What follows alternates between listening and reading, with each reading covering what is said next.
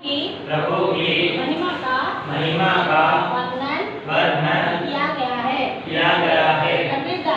कबीरदास जी कहते हैं कि यदि मैं सारी धरती को कागज बना दूं,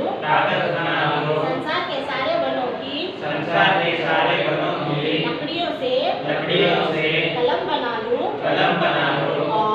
और सात समुद्रों के जल को शाही मसीह बना दूं, तो भी मेरे प्रभु के गुणों का और उनकी कृपा का वर्णन करना संभव नहीं है।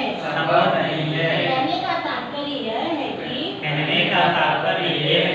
प्रभु का महत्व, उनकी कृपा और भक्त के प्रति उनकी कृपा दृष्टि इतनी विशाल और असीम है कि दुनिया के समस्त साधन भी मिलकर उसका पूरा लेखा जोखा नहीं लिख सकते।